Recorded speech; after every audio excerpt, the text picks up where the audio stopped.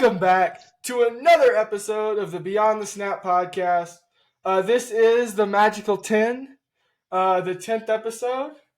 Gonna have to start using other fingers now, maybe toes, something like that. We'll get into it. We'll figure it out. It is the 10th episode of doing this podcast. Thank you all for your support. As always, please go subscribe to YouTube. Go watch our videos there. Super interesting, engaging, informative, wonderful, entertaining, all of the stuff. All right. But as you know, we don't like to bury the lead too much on this show, so we're going to get right into it. And we've got kind of like this is going to be a little bit of a college football newsroom, as this offseason has yielded us some news. So, Kirtan, go ahead and kick us off. Alrighty, so we're going to start off this by talking about Sarkisian's new deal. We're going to get into NCAA 25. We're going to be talking about Florida State. And so let's talk about Sark's new deal. Is it deserved? Yes. Is he going to live up to how much money that Texas is going to pay him? Maybe. The reason I said Sarkisian just signed a brand new, I believe it was, 5-year deal? 5 to 10-year deal? I think it's a 7-year deal exactly. Yeah. 7-year deal. But as with any of those things, there's some room for improvement or disimprovement. And I want y'all to remember, this is Texas we're talking about. He signed a $10 million deal per year, so he'll be racking in the money. He'll be making $70 million at the end of it under a $10.3 million deal. I believe this is deserved. I think if you take a team that I believe was a 500 team when you got there, you beat Bama your first year, you beat them again, or you beat Bama your second year, you lose to them by 3 your first year. I mean, that's impressive stuff. The problem is that he does look like a deer in the headlights sometimes. Early on, when he first got to Texas, he looked like he was playing conservative, and that's why he lost a couple of the Red River showdowns. But now Sarkisian's coming into his own. He's making the ballsy calls. He's like your Dan Campbell if Dan Campbell was tan, essentially. So, yeah, he makes all these fourth down risky decisions. Again, he's making a lot of money. He is Sarkisian. He did take a team to the number 3 seed, and the question is sky's the limit? Are they going to be able to beat Georgia? No. Are they going to be able to make it to the national championship? Maybe. But it's just stuff like that. And so I think he deserves the deal. I don't know how well Texas is going to be, though. Kieran, what are your thoughts? Yeah, so I got a couple of things. The first thing is this is the premium price that it takes to keep a head coach. Because I'm just going to lay it out for you. So there were 4 teams in the playoff. Harbaugh went to the Chargers, the coach of Michigan. Kalen DeBoer left Washington for Alabama. Nick Saban retired. And Sark is the only one still there. So that's part of this lucrative deal to try and keep him along and along for the ride and around. So the only other thing that I have to say about this is too long. I understand the way this is done, but the 7-year deal is way too long just for Texas and for college football in general. I mean, there are not anyone that doesn't have a crystal ball or magical, prophetic capabilities does not know what college football will look like at all in 7 years. We have 2 years of what the playoff format's going to be. We don't know what conferences are going to look like. And while it is safe to say there will be college football and Texas will have a football program, can Sark coach that new style? What will the new style be? And all of those are operative questions that I think need to be addressed. So to me, the 7-year deal is, if I'm the athletic director of Texas, I'm really looking for more of a, you're trying to reassure Sark and keep him around less than you're actually intending to guarantee he will be there for 7 years, because I think that's ridiculous. And even Sark knows that that's not possible. Alrighty. But moving on. Wait, real fast. To our next. Yes. There's something that I didn't mention and that Kieran didn't mention, and that's also we haven't talked about the perks of this deal either. Like, just so y'all know, it's not just the money. $10.3 million is a lot, but Texas is also throwing in some perks. I don't know if Kieran knew this, but he will be paid, Sarkisian will be paid $300,000 prior to April 1st. So in less than 2 months, he'll be making like what the top 0.1% of Americans make. And he gets 20 hours on the UT private jet for free for his just whatever he wants to use it for. He wants to go to Vegas? Yeah, sure. 2 hour flight. Take your private jet. Like, it's small stuff like this is another reason why he's staying. He's staying because he's making the bag now, but he's also getting private, like, a private jet, up to 12 tickets and one suite for all home games, up to 8 tickets for every single away game, and an annual performance incentive that maxes out at $1.85 million if he makes it to the postseason. I mean, so he's staying around because of money, and it also comes with perks. I mean, that's just Texas for y'all. Yeah, that's important to mention. But that's also kind of some standard contract written in kind of the deal. But again, good to mention, and that's kind of the way it's gonna go and the way it's gonna flow. So, moving on, perhaps the most exciting bit of news for those of you that like to picture yourself in the driver's seat and pretend like you get paid millions and millions of dollars and have a private jet, when in reality, all you're doing is sitting in your mom's basement. NCAA 25 is coming out. So, just for the sake of saying that I too am not immune to the NCAA craze, it is likely that I will buy my first and only ever console surely so that I can play this game. It has been too long, and being able to build the dynasty at McNeese State or wherever I can possibly find to build a dynasty and beat Alabama and all of the other programs is something that appeals to me very much. But yes, so the trailer was dropped. It looks like it's going to be released later this summer with like full, I guess, gameplay or whatever trailer. I don't know, in May. Um, this isn't something we want to spend too much time on, but your thoughts, Kirtan, the gamer of the two of us. Yeah, I game and I love Madden. I love FIFA. I love 2K. I play all these games because I'm a big sports fanatic online.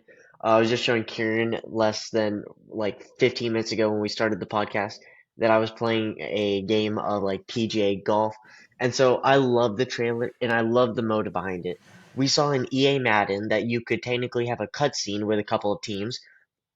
Those teams included like Florida, Texas, Bama, Oklahoma, Miami, and so it only included a like 13 teams, and those were some of my favorite like cutscenes because then I could go play in the national championship, hoist the trophy, and then even if you lost, there was like a cutscene of him holding like a paper one. But now we get a fully a full immersion into the game.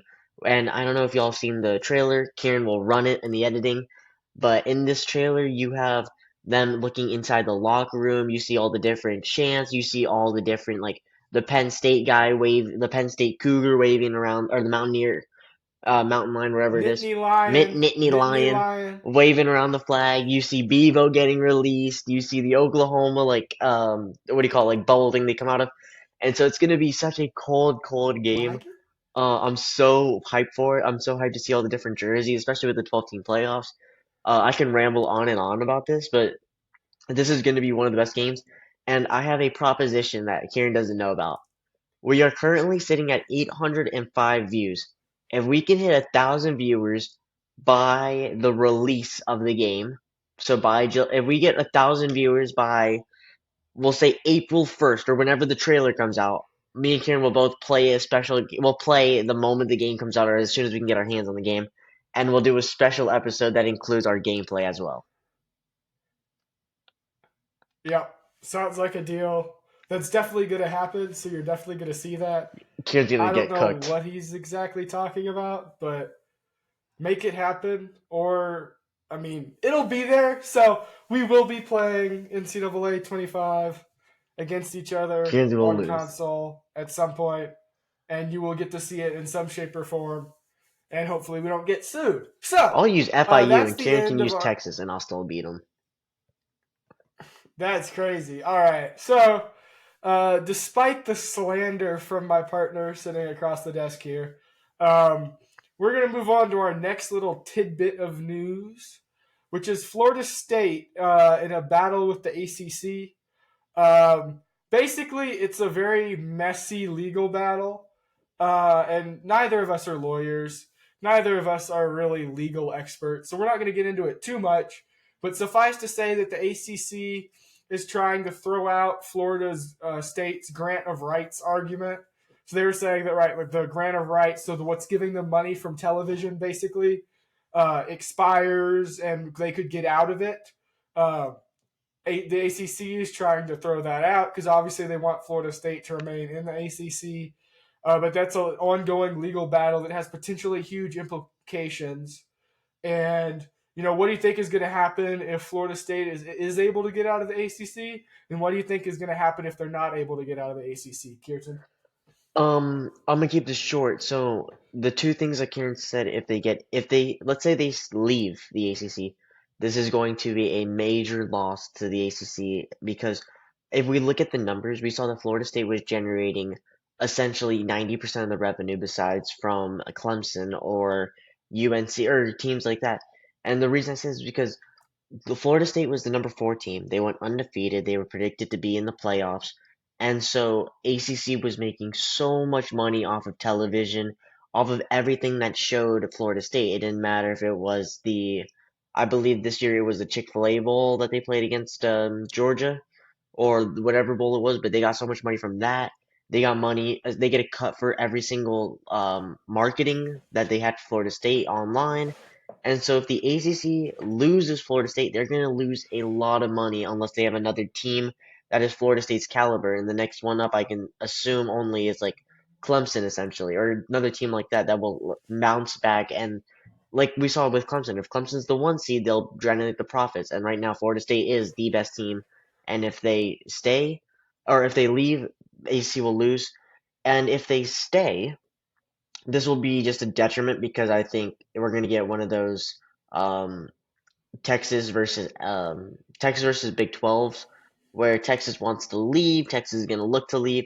It's going to create bad blood. ACC is not going to like Texas, or ACC is not going to like Florida State. This the same way Big 12 didn't like Texas.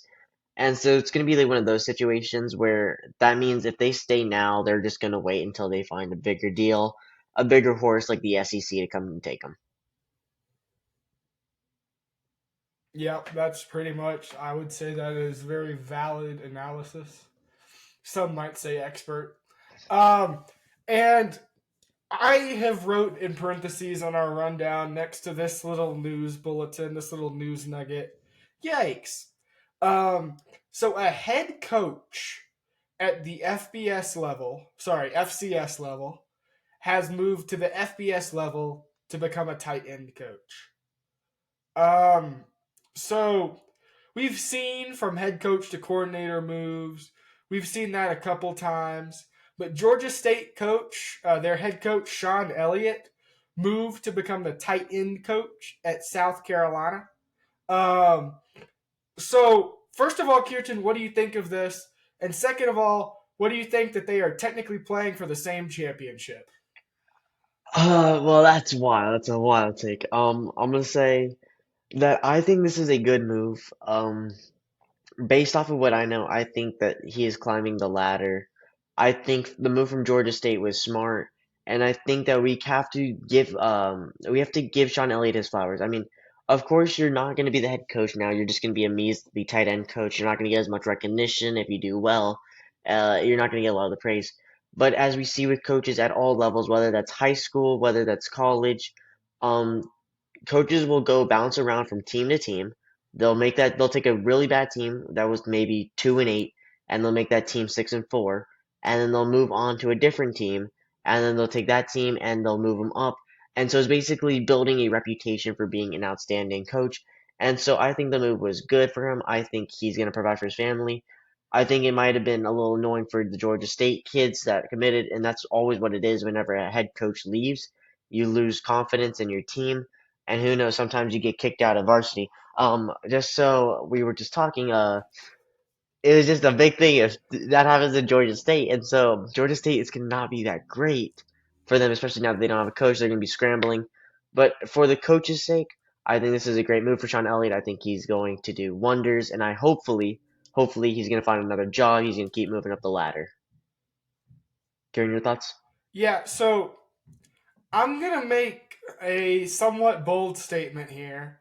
And I'm going to make the statement that there has been in the background, we haven't seen it, there has been a stacking of various items of furniture and other things that coaches have left behind when they move from one type of caliber of position, one head coaching position, to another lower position in what would be considered a higher up division. And every time they do this, another little piece of furniture gets added, creating this, large cartoon-esque type stack. And the last furniture piece, maybe it was an alarm clock or something of that nature, has tipped this stack.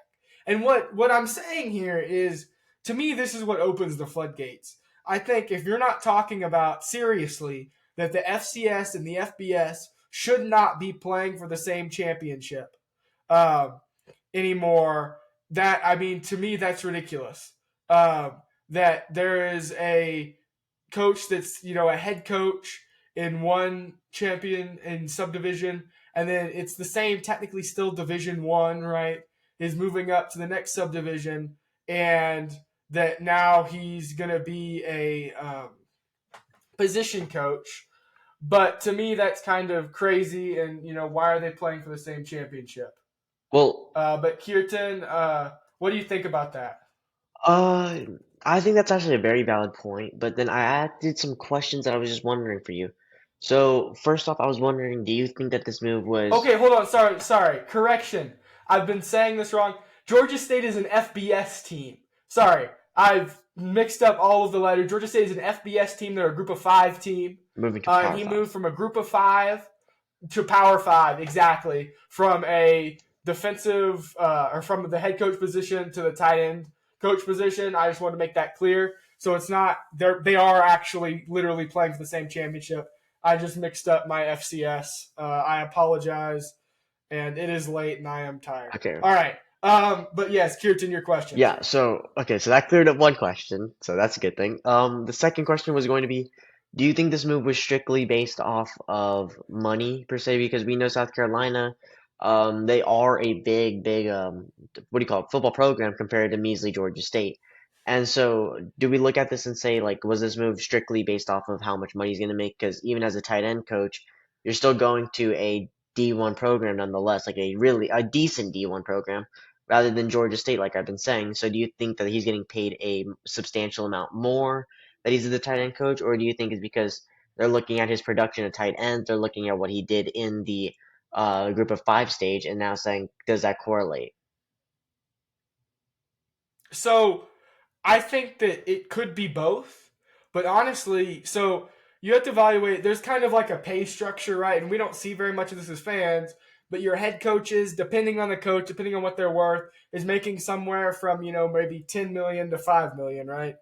And then your coordinators like T. Rob, these are very high caliber schools, very rich schools, are going to be making somewhere a million, 1.3, somewhere in there, right? And then your position coaches, which are again going to be under them, are probably making 500 grand. These are rough numbers. Could be less, could be more. I'd imagine at South Carolina it's a little less than that because that's like Travaris Robinson, Georgia, Bama, all of that, right? And that salary debate. Um, but I would also imagine that Georgia State's head coach has to be at least comparable to that because while they are a Group of Five program, they're still an FBS program. They're still, one of the top 133 teams in football. So I would imagine that he's not. If he is getting a raise, it's not huge. At least not huge to them. It may be several tens of thousands of dollars, which would be a lot of money to people like us, but it's not to them and in the college football world.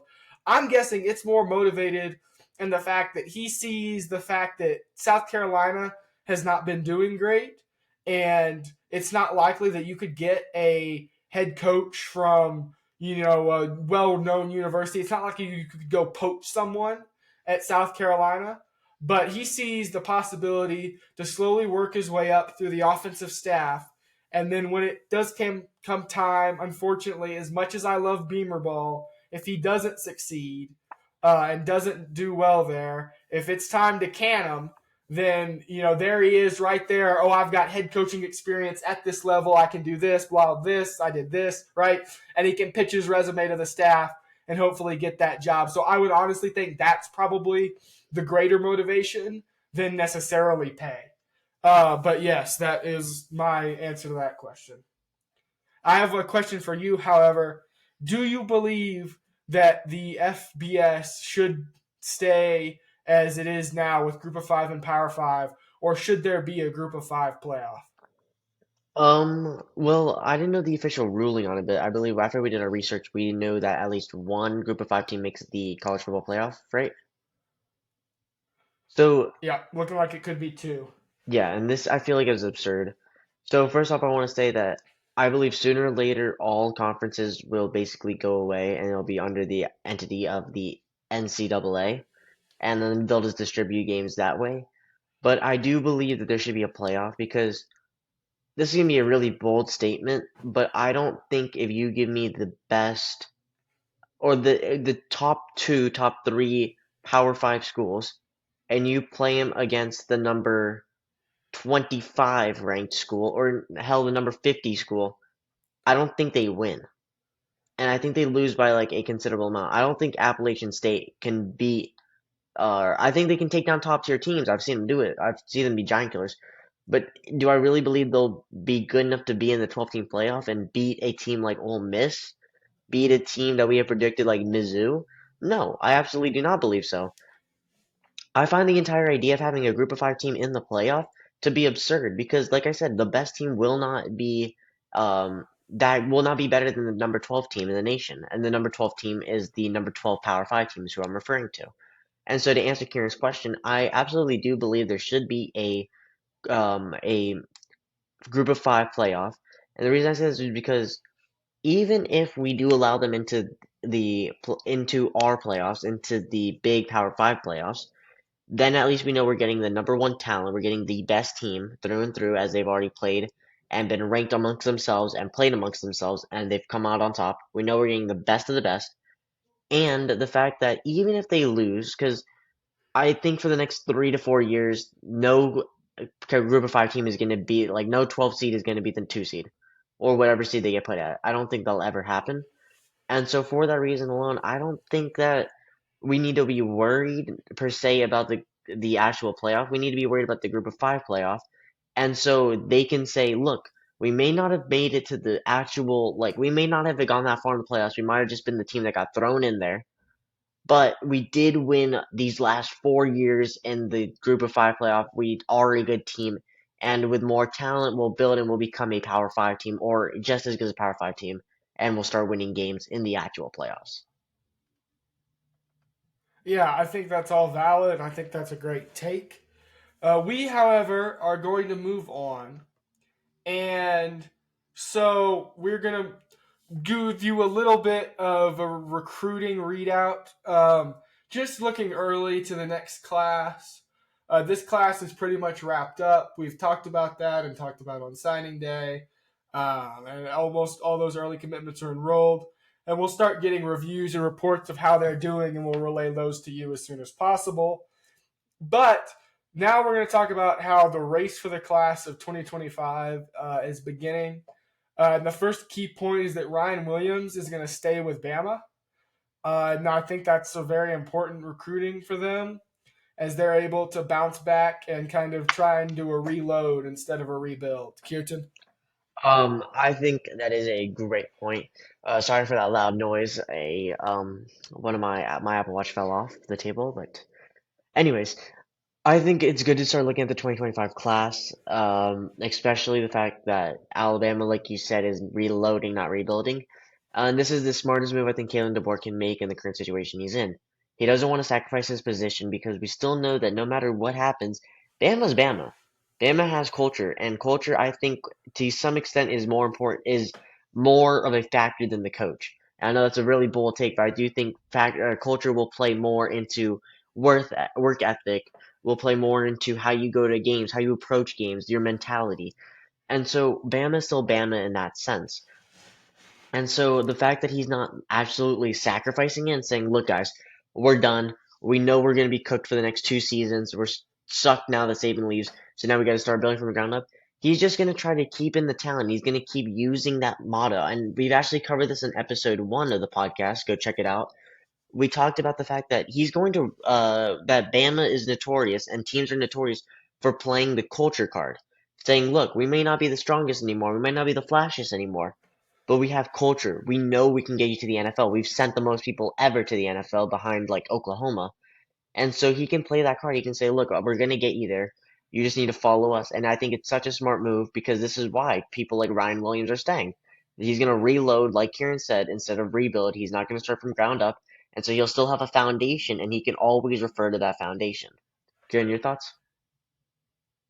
Yeah, so I agree with your talk that that for sure culture is more important than talent. I mean, we're seeing it more and more. The talented teams have to have culture and composure, and otherwise they're going to get beat. Right? You can be out athleted and still win the game. Michigan is a great example of that. Washington, to some extent, was a great example of that this past year. And I think Bama can be an example of that. They certainly have the potential to be. And I also think that it's huge for their momentum because he's a 5-star. He's big. He's flashy. I mean, he's still at the end of the day a kid out of high school, but he's big, flashy, and skilled. Um, and I think that that's going to help them tremendously in maintaining momentum because they can say, well, he trusts Kalen DeBoer. Well, he trusts the new staff. Well, he's still going to come here, right? He's still risking his career, right? Whatever all that is. And that gives them momentum, that gives them potential. And I think that that's going to be a big boon to them in the near future. So we're going to go ahead and talk about how the race for the class of 2025 is beginning here a little bit. So right now, Notre Dame actually has the number one ranked recruiting class. Little fun fact. LSU is at 2. Clemson, I believe, is at 3. Ohio State 4, Oklahoma 5, Penn State 6, 7, Auburn 8, Georgia, yikes, 9, Wisconsin, 10, Tennessee, 11, Baylor, 12, Oregon, 13, Texas Tech, and 14, Texas. Oof. We're just going to go through the top 20 here. 15, Florida State, 16, Florida, 17, North Carolina, 18, Iowa, 19, are you ready? UCF, and 20, Miami. So these classes are not baked or really put together well at all. Even Notre Dame has 16 commits, and that's their whole class right now. Most guys only have a couple of commits. Texas only has 5 commits. The Florida State's only got 4, 3, or 2, right? And that recruiting class, as it starts to shape and as it starts to take form, is going to dictate kind of down the road into this next era who we might see on the field.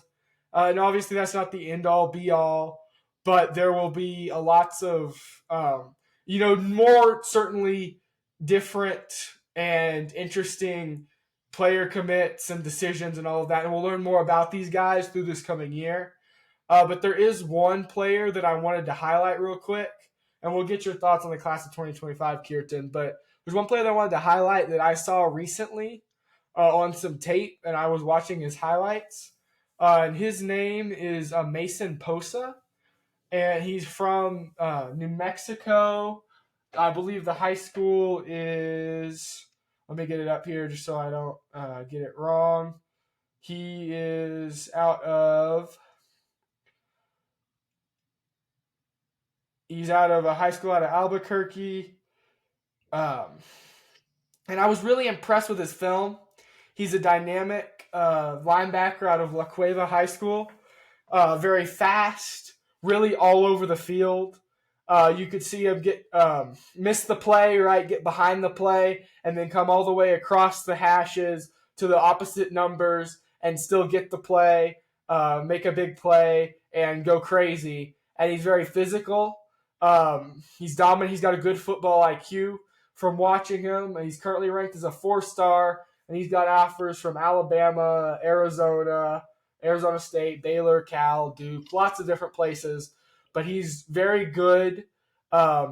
He's not the biggest guy physically, but he's certainly very talented and can move around and knows his way around the football field. And I just wanted to highlight, as you may see his name come up as the next kind of almost TJ Watt style, can play edge, can go coverage, can roll around, can really attack the quarterback. and could potentially be the next kind of TJ Watt style player. And that's just a little bit of analysis and an in-depth breakdown on one recruit that I saw recently that sufficiently impressed me. But your thoughts on the class of 2025, Kirtan? Yeah, I think the class 2025 is coming off a like Kieran said, a half-baked class so far as we know, because again, it's very early on into the 2025 recruitment year, as 2024 has just closed up. Things I want to highlight. Kieran did say Notre Dame is number one in all of the recruiting, followed by LSU, Clemson, Ohio State. The reason why I'm actually shocked about Notre Dame being number one is because if you look at all of Notre Dame's players that they are recruiting, they are actually not that many ranked in the top 100. A lot of it is just that people are coming over because of the fact it's Notre Dame, because it's independent, and they're just able to bring in waves of people slowly and surely. Because Notre Dame also has a thing that lots of teams don't have, and lots of colleges don't have, and that's religion is tied into it like TCU, but Notre Dame especially because I believe it's a Protestant. I don't want to be getting all into that, but I'm just saying they have another extra reason for them to tie in players wanting to come, players that are religiously devoted to whatever form of Christianity that is or Catholicism. Um, the only reason I'm just talking about this is I'm saying like that's why I think Notre Dame is number one. Because if we really look at number two and number three, we're looking at LSU, we're looking at Notre Dame, or LSU, we're looking at Clemson, we're looking at Ohio State. Clemson, if no one knows, has already secured the number one ranked player, Bryce Underwood from Belleville, Michigan.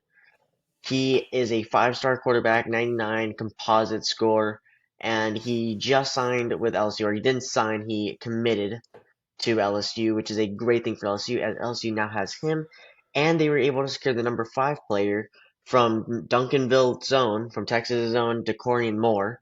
He's a five-star wide receiver, and he's the number one at his position. Um, this class seems really good. I haven't seen much film on them. I know Kieran watches a little bit more film than I do, but you can tell based off of just the recruiting that it's shaking out the same way we see.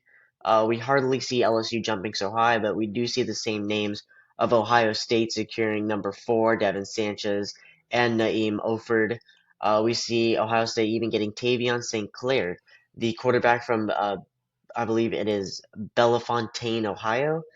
And so I think sooner or later we're going to actually see Ohio State take over, especially in this class, because like we said in previous episodes, Ohio State has beefed up their team, not for future years, but right now.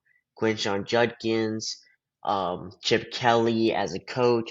I feel like if you're just bringing in this much talent, then people are going to be naturally attracted to you. I'm shocked that Texas isn't higher. You would think Sarkisian would already be working on figuring out the 2025 class or maybe he's focused on this year. And so, it, again, there's another scenario. Are teams more caring about the future in the 2025? Are they in that phase, or are they in the win at all cost phase? And I think a really good team is a team that can balance both, like Ohio State, like Georgia, like Texas are currently. Those are my thoughts. Kieran, what's next? Yeah, I think that's great. And we're going to segue into a segment we've been doing. This is the last big major Power 4, 3, something like that conference. Really, it's Power 2, but we tell ourselves it's Power 4. So we're going to go ahead and give y'all a breakdown of the Big 12. And that's kind of going to be. There you go. We're going to give you a little coverage of that. So for the Big 12, I'm going to give you my champion and my championship game and a little rationale, and then we're going to kick it to Kirtan for his thoughts. I have the champion as Arizona. So I don't know if y'all know, but Noah Fafita is still there. I watched him in their bowl game against Oklahoma. I watched him in several games throughout the season. He looks really good, guys. I mean, I'm serious. He's the stuff. He's got it. He's able to have his pocket poise. He's able to tuck it. He's able to get out of the pocket. He's able to get out of bad situations. He doesn't make rookie mistakes. He's still young, but he's got a huge football IQ and a huge acumen for the sport. And to me, he's really going to be good for them next year. And Noah Fafita and then Tito McMillan and all of their weapons that they have, to me, allows them to be the most standout and showy offense in the Big 12. And I think that they're going to win it, and they're going to be able to take home the championship over Utah and Cam Rising in the championship game, who I think will have a great season this year. They've got, their quarterback is back. They're bouncing back. They're getting better.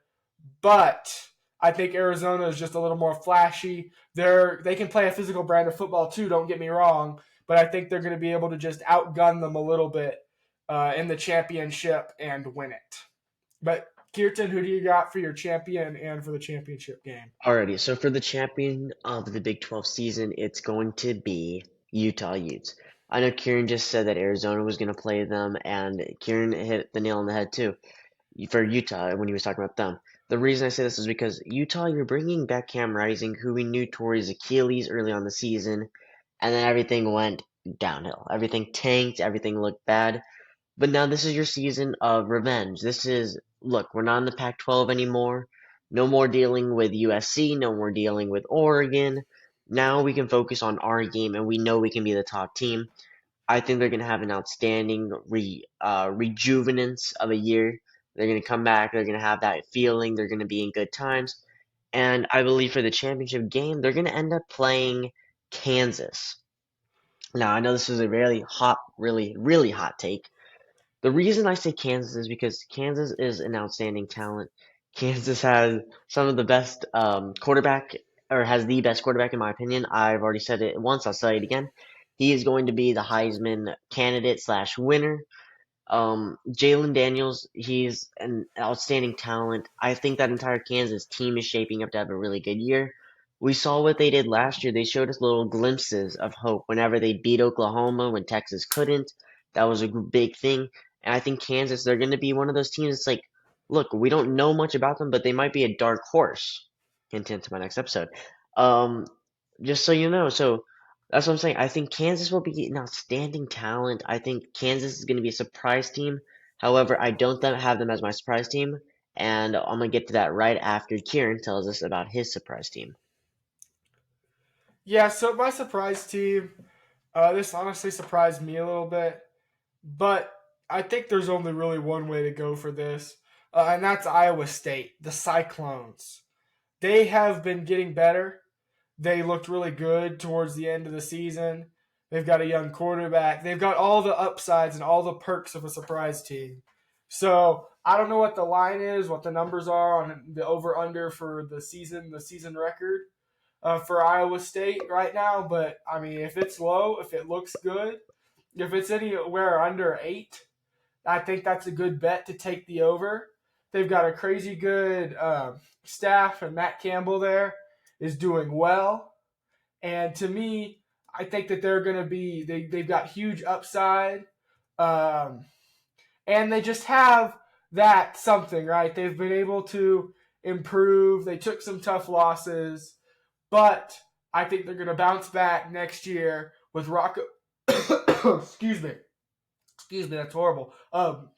With Rocco Beck at quarterback.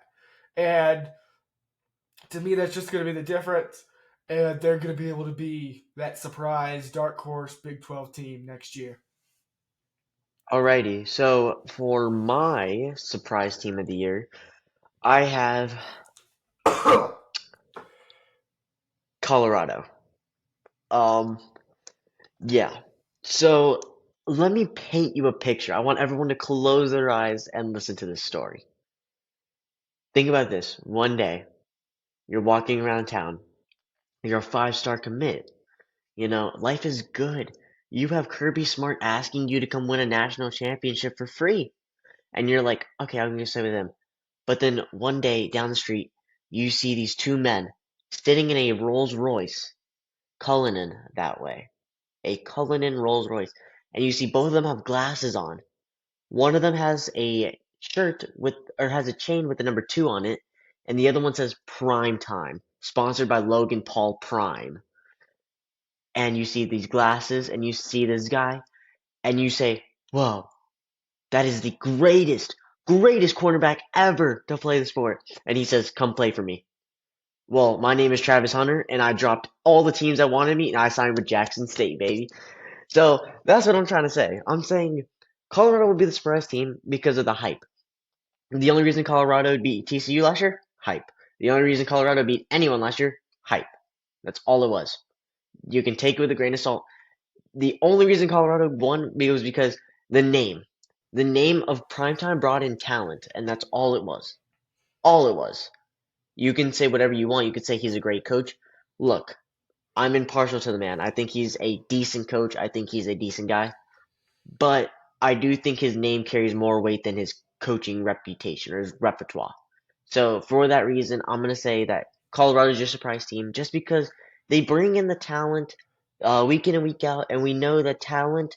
Here's a great saying for all of y'all who want to be motivated: hard work beats talent when talent doesn't work hard. And if Colorado can just get their talent to work hard, that they will be a great team. They will be the surprise team. And who knows, they can probably beat, I don't know, Utah if they chose to. Kieran, what's next? That's a little crazy. Also, I would, for the sake of posterity, like to point out that in fact their hype makes them not a surprise because you expect it.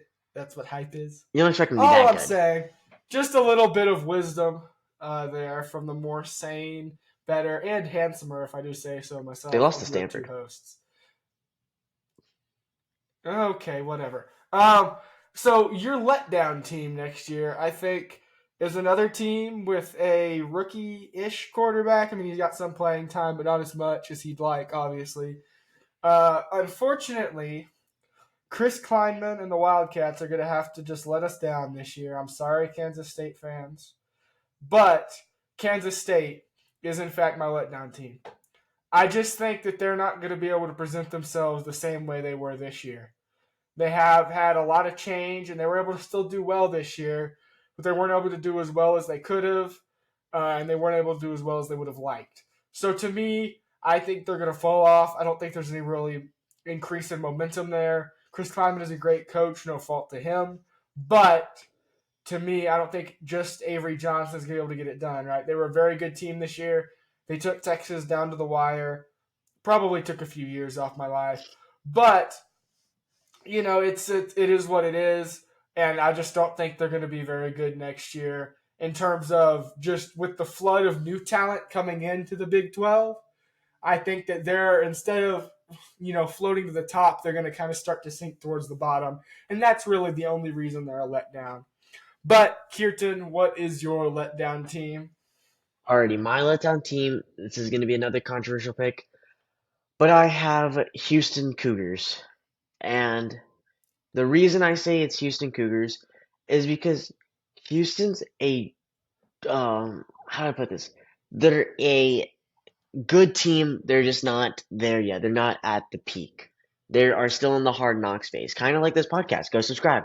Um, they are in the hard knocks phase where they're trying to get better slowly and slowly, and they've done so. I mean, last season we saw them actually make an improvement. Of course, they still finished 4-8, but they took Texas to a 7-point game. They beat teams like UTSA, who you didn't expect. You wouldn't expect them to beat West Virginia, who they beat, and they beat Baylor in overtime. So they've beaten decent teams. It's just they're still in that hard knocks phase. I do think that sooner or later they'll get over that mountain. I think when Donovan Smith, their quarterback, becomes a senior, I think they'll be a much better team. But I'm just taking a look at their schedule right now, and based off what I see, all I see is a lot of losses. I see a loss to UNLV to open the season. I see you losing to the Sooners.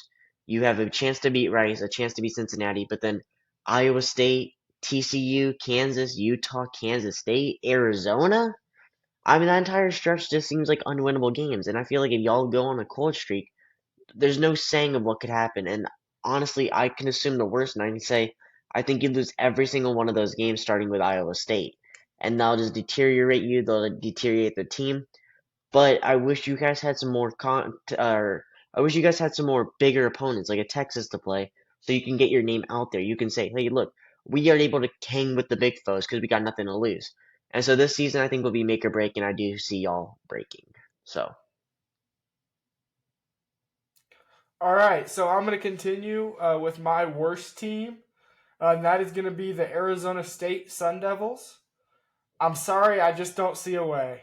They were not good in the Pac 12 last year, and I think they're going to be even surpassed by teams like SMU and other teams like UCF and a lot of those teams, and they're just going to filter to the bottom, even past Houston and all those teams, to settle as a sort of catfish, if you will, a catfish in the desert, as one of the bottom feeders of the Big 12 next year.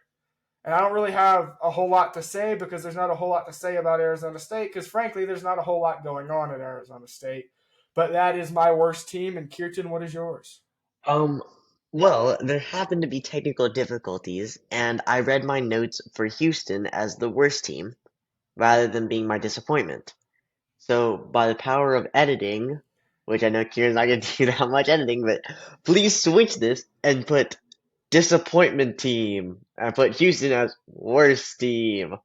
Um, Real quick, since I messed that up, I'm gonna go through my disappointment team real fast.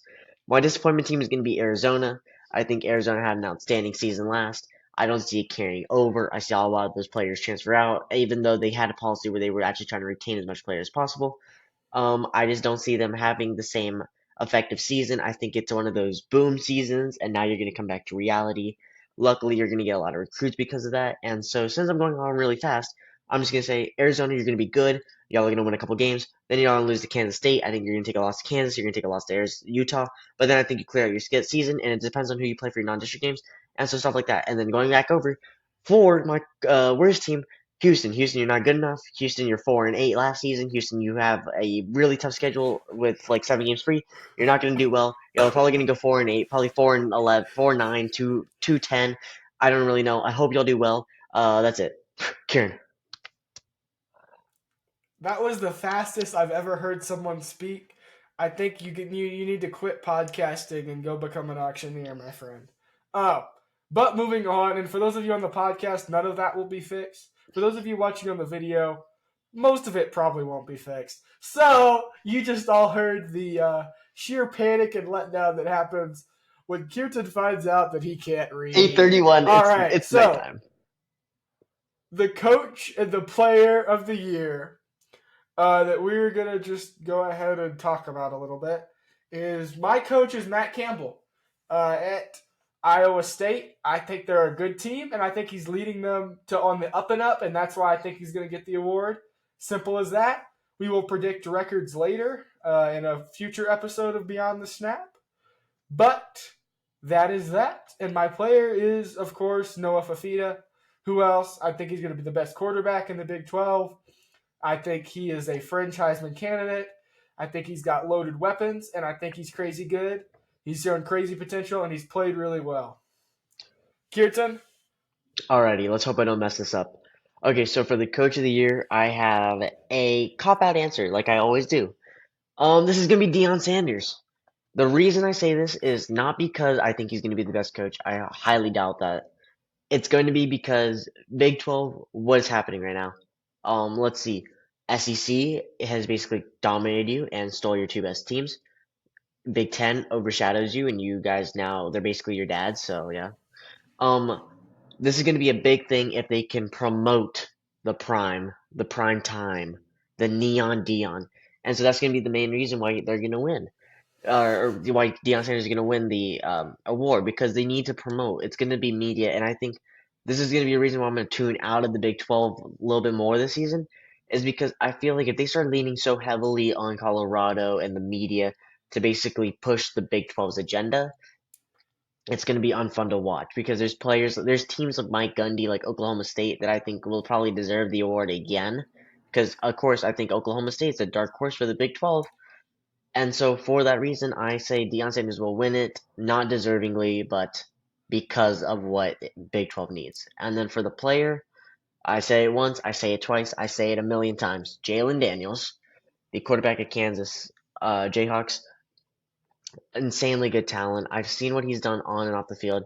He is just a trendsetter. Um, he played with like a back spasm, I believe, in one of the games, and he still played out of his mind. Dual threat reminds me of Louisville Lamar Jackson. Makes always the good reads, and I think if he stays healthy this year, he's going to be a Heisman candidate. He will be the Heisman winner, and I think he will, by default, will have to be the best player in all of Big 12. All right, well, there you go. Um, I will say, Big 12 fans, I'm here for you. I will watch all the games. I will pay attention. I will love you.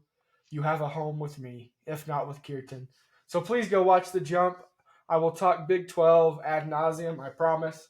But with that, I think that brings us to the conclusion of this episode and the conclusion to episode 10 of this great podcast. Please subscribe on YouTube and subscribe or follow on Spotify, I suppose, and check out social media and all of that for us. And please watch our content. We really appreciate all the views and interest that we've been getting.